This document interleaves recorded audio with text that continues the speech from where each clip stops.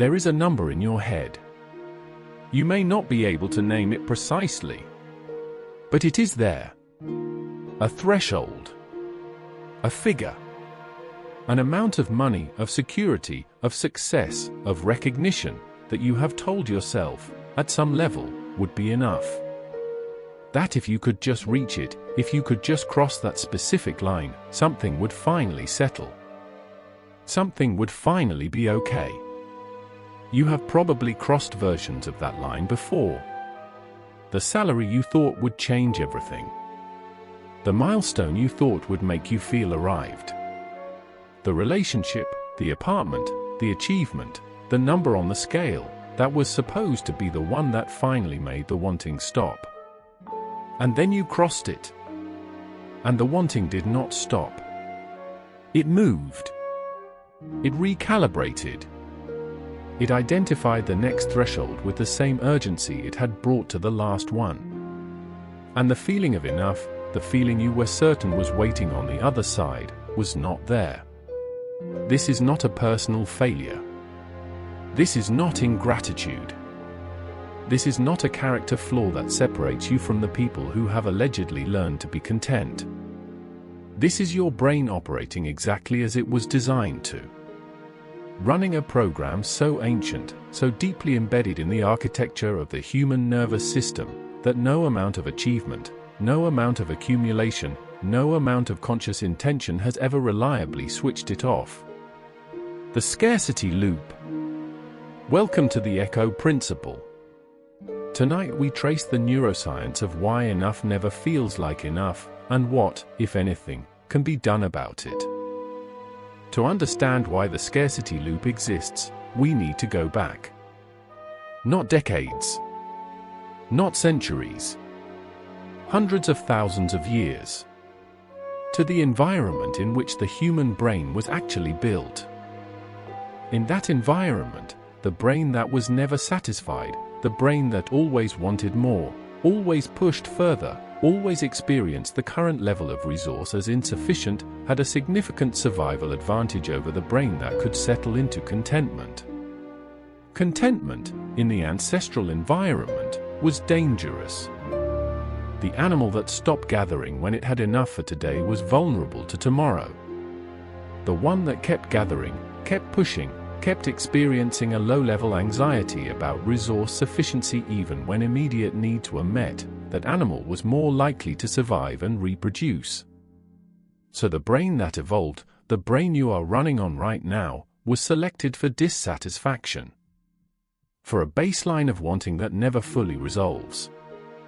For a reward system calibrated to drive continued pursuit rather than to reward arrival.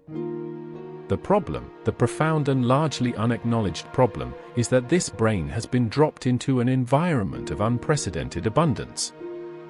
An environment where, for a significant portion of the global population, the ancestral scarcity that the wanting was designed to address no longer exists.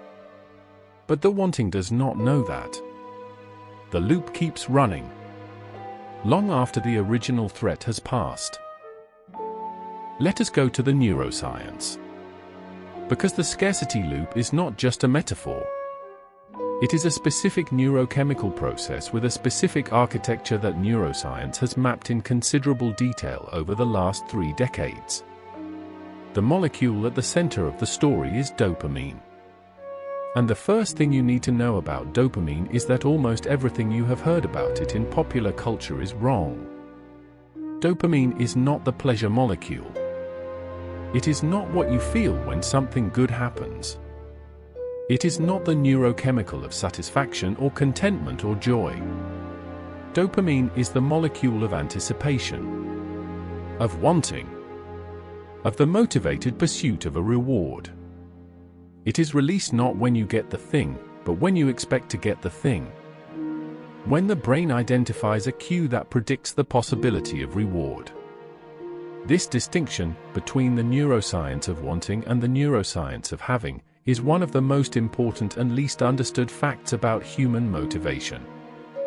Neuroscientist Kent Berridge, in a series of landmark experiments at the University of Michigan, demonstrated that the brain has 2 separable systems for reward. The wanting system, driven primarily by dopamine, which motivates the pursuit of reward. And the liking system, driven by opioid circuits, which generates the experience of pleasure when the reward is received.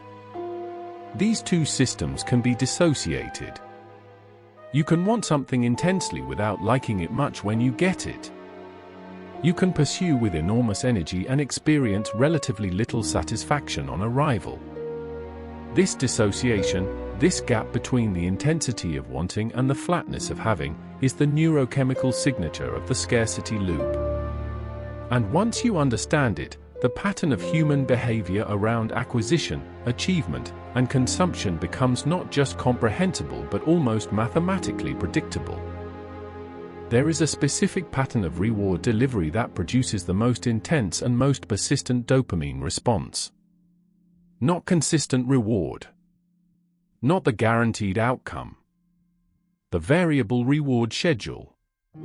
The psychologist B.F. Skinner identified this pattern in his famous experiments with pigeons and levers in the mid-20th century.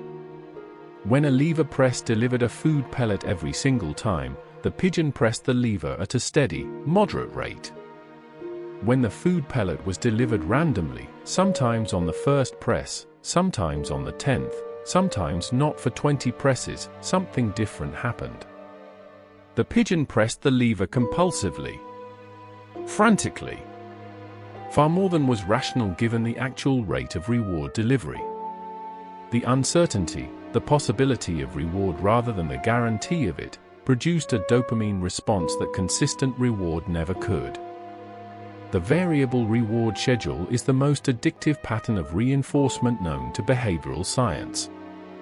It is the architecture of the slot machine, the infinite scroll, the notification badge, the dating app, the financial market. Every system in the modern environment that has been deliberately engineered for engagement, and there are more of them than most people realize, has been built around this principle. The designers of these systems did not need to read Skinner to implement his findings. They ran the experiments on us in real time. They watched what kept people engaged, and they built more of it. The result is an environment saturated with variable reward structures, each one activating the dopamine wanting system, each one promising the possibility of the thing that will finally be enough, each one calibrated to prevent the arrival of the satisfaction that would allow the wanting to rest.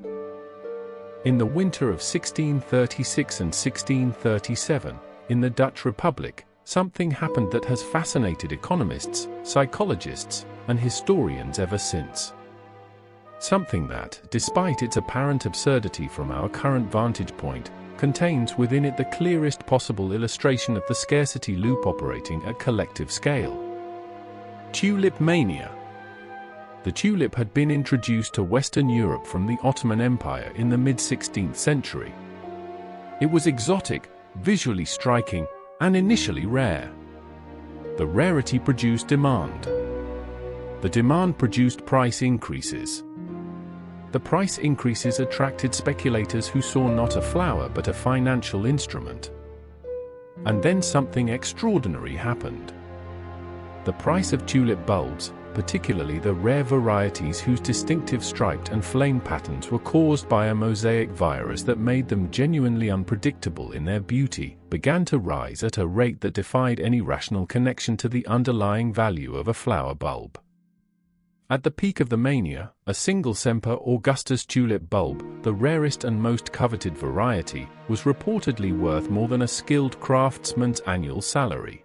More than a house in Amsterdam. More than almost any other commodity available in one of the wealthiest trading economies in the world. And then, in February of 1637, the market collapsed. Almost overnight. Prices fell by as much as 99%. Fortunes evaporated. The tulip returned to being a flower. What happened in the Dutch tulip market was not unique to that time or that commodity. It was the scarcity loop operating at civilizational scale.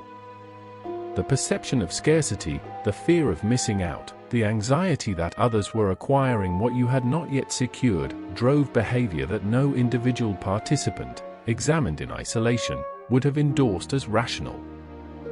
From the 17th century Dutch Republic to the 21st century digital economy is a shorter journey than it might appear. Because the mechanism is identical. Only the tulip has changed. Consider the dynamics of the modern attention economy. Social media platforms have created a system in which human attention, the most finite resource available, is the commodity being traded. And the scarcity loop has been weaponized to extract it. The like, the follow account, the view metric, the engagement rate. These are not neutral measurements. They are variable reward structures, delivering dopamine in unpredictable quantities at unpredictable intervals, calibrated with extraordinary precision to keep the wanting system activated. The content creator who checks their analytics every hour is not doing something pathological. They are responding normally to a system specifically engineered to produce that response. The person who cannot put down their phone in the evening, who picks it up one more time to check for the notification that may or may not be there, is not weak. They are running a brain in an environment that has been purpose-built to exploit its deepest architectural vulnerabilities. But the digital scarcity economy extends beyond social media. The limited drop, the flash sale, the countdown timer on the checkout page, the notification that only 3 items remain in stock, the exclusive membership with a waiting list. These are all deliberate implementations of scarcity signaling, designed to activate the ancient wanting system, to create the perception of resource competition, to trigger the behavioral response that evolved when scarcity was real. The brain cannot reliably distinguish between the anxiety of genuine resource scarcity and the manufactured anxiety of a marketing strategy. It responds to both with the same urgency, the same activation, the same compulsion to acquire before it is too late. There is a concept in positive psychology that describes with uncomfortable precision the subjective experience of the scarcity loop. The hedonic treadmill. The hedonic treadmill, first described by psychologists Philip Brickman and Donald Campbell in 1971, refers to the observed tendency of human beings to return to a relatively stable baseline level of happiness, regardless of what happens to them. Positive events, the promotion, the lottery win, the relationship milestone, produce a temporary elevation in well-being that fades, with remarkable consistency, back to the pre-event baseline.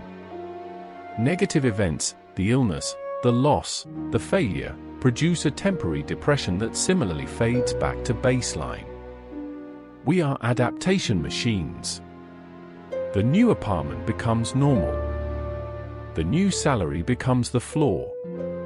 The achievement that seemed like it would matter forever becomes, within weeks or months, the invisible background against which new wanting emerges. Brickman and Campbell's original paper included a study that has become one of the most cited findings in the psychology of happiness. They compared the reported happiness levels of lottery winners and paraplegic accident victims, both groups assessed some time after their life-changing events. The lottery winners reported only marginally higher happiness than a control group. The accident victims reported levels of happiness that were, while lower than the control group, significantly higher than most people would have predicted.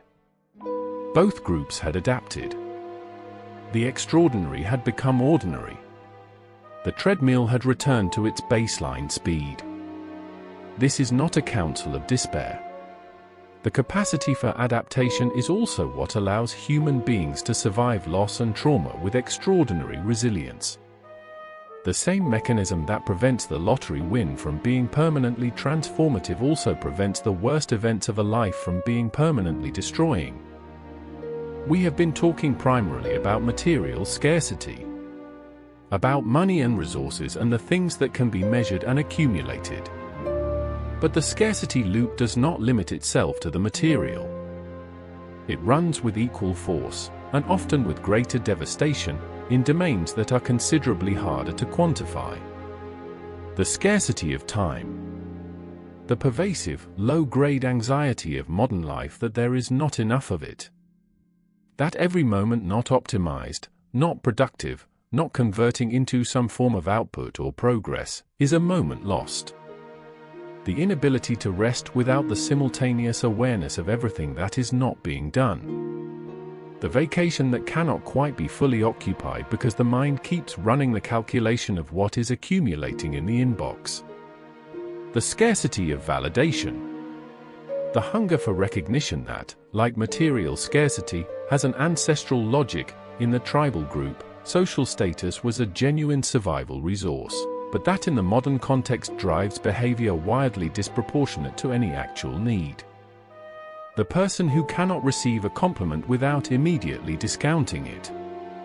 The person who cannot celebrate an achievement without immediately identifying its inadequacy. The validation treadmill running at exactly the same speed as the material one. The scarcity of love.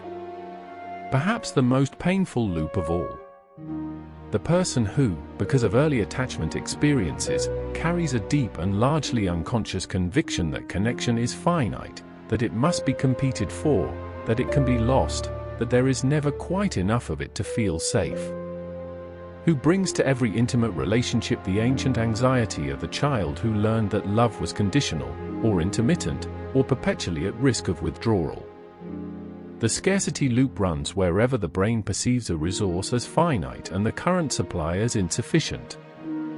And the brain, shaped by its evolutionary history, is exquisitely sensitive to that perception.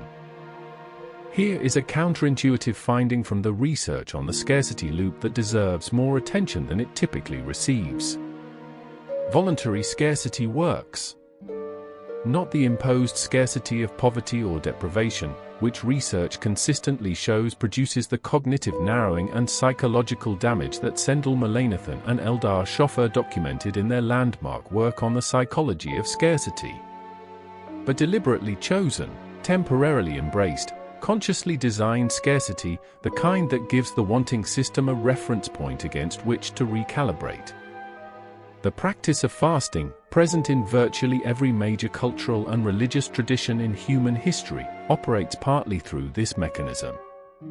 The person who has voluntarily gone without food for a period of time experiences their next meal with a quality of presence and appreciation that the person who has never gone without rarely achieves. Not because the food is better, because the baseline has been temporarily reset. The same principle applies in domains beyond food.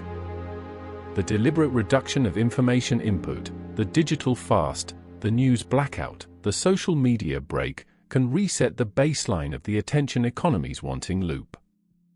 The experience of simplifying material possessions can recalibrate the hedonic baseline around comfort and sufficiency. These are not ascetic prescriptions. They are neurological resets. Temporary interruptions to the loop that give the brain an opportunity to recalibrate its sense of what constitutes enough. The mechanism is the same one that makes the first hot shower after camping feel like extraordinary luxury. The contrast effect, applied deliberately, as a tool for restoring the sensitivity that constant abundance gradually erodes.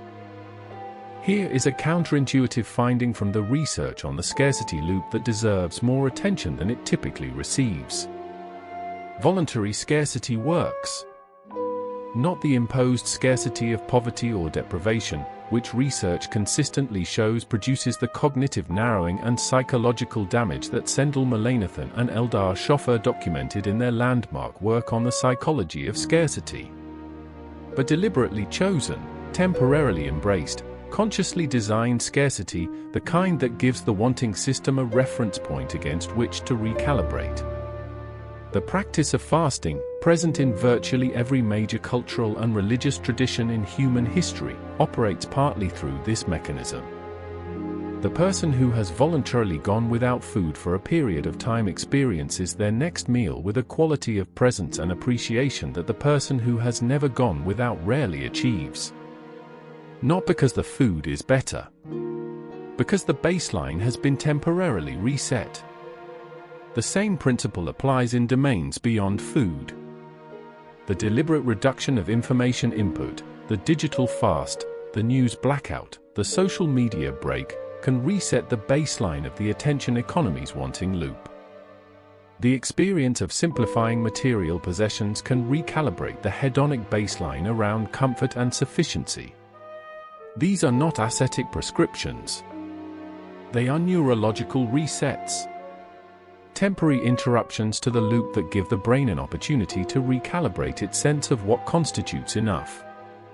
The mechanism is the same one that makes the first hot shower after camping feel like extraordinary luxury. The contrast effect, applied deliberately, as a tool for restoring the sensitivity that constant abundance gradually erodes.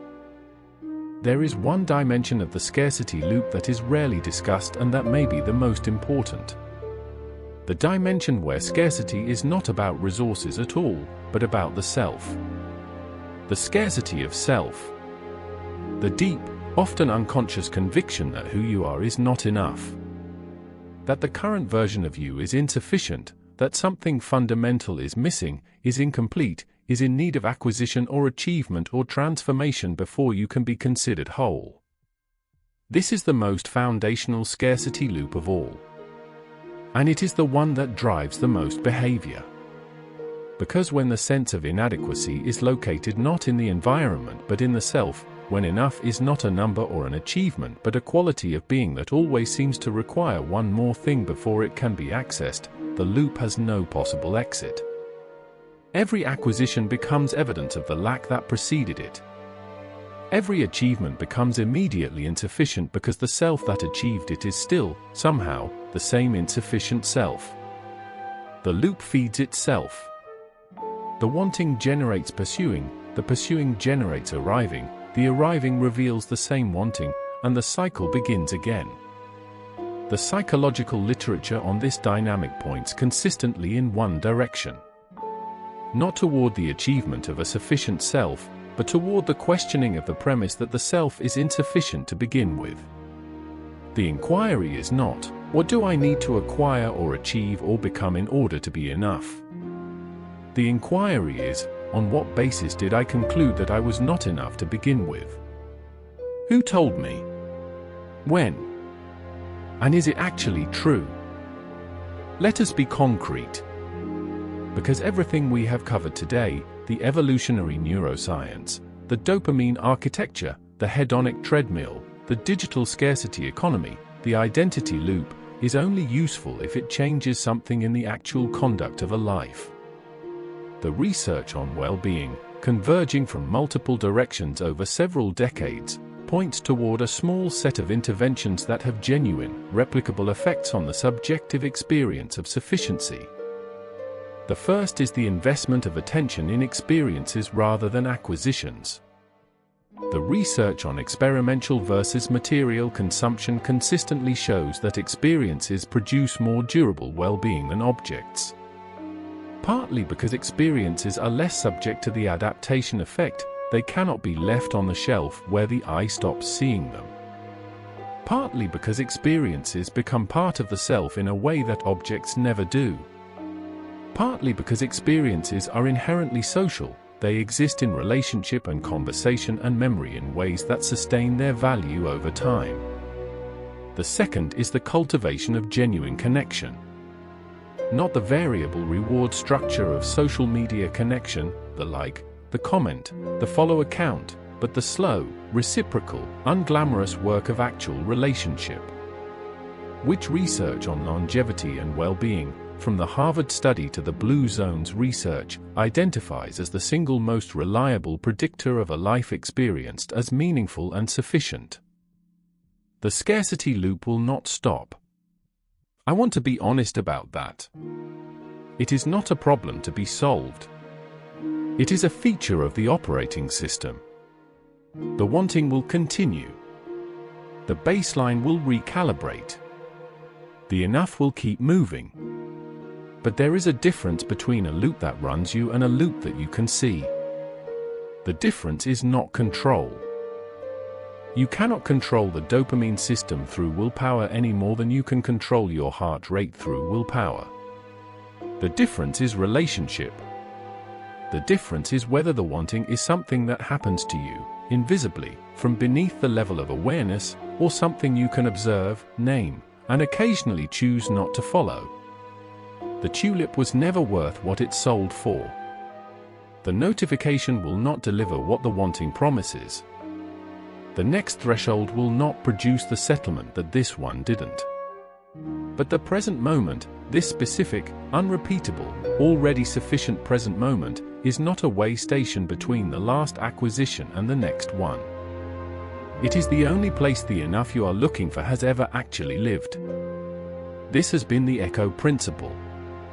We map the unseen blueprints of human behavior so that you can finally stop running a program that was written for a world that no longer exists.